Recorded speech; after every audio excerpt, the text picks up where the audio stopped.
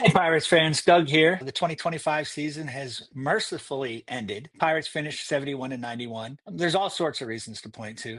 Number one being we have the worst owner and worst general manager combination in sports. But I'm not sure that that's going to change. Certainly not going to change at the ownership level. Hopefully, they do change the general manager, but I'm getting a bad feeling about that. The biggest single reason the Pirates failed this year, though, is runs.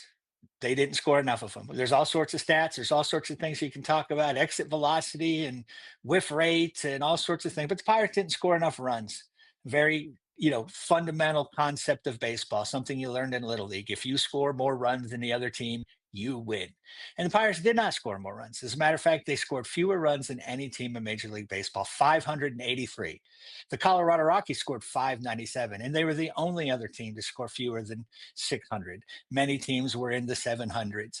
The Pirates can actually win, can actually compete if they score 4 runs a game. That's been proven out time and time again these past 2 seasons. When they score 4 runs or more, they win at about a 600 clip. So you score runs, score 4 runs a game, 648 runs, 65 more runs than they scored last year. 65 runs does not sound like a lot.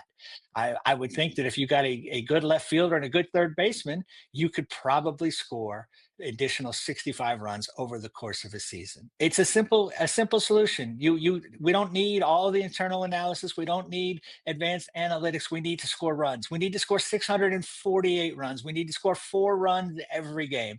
If we score runs every game for Paul Skeens, he's something like 20-2 in his career. But this would apply to many others too. We have good pitching. We allowed I believe we had allowed the fourth fewest amount of runs in all of baseball. So if you could just score 648 runs, 648 runs, and this team can win. Let's do it. Let's start working on it now. Let's figure out a way. Don't count on internal improvement.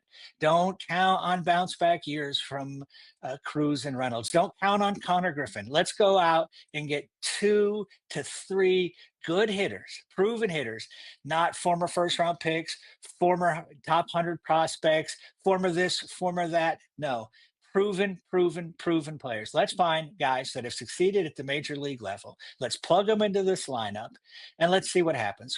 648 runs. That's what we need. That's the magic number. Find a way for this team to score 648 runs or more, and we may be talking about the playoffs next year. I'll be back soon with more stuff to complain about.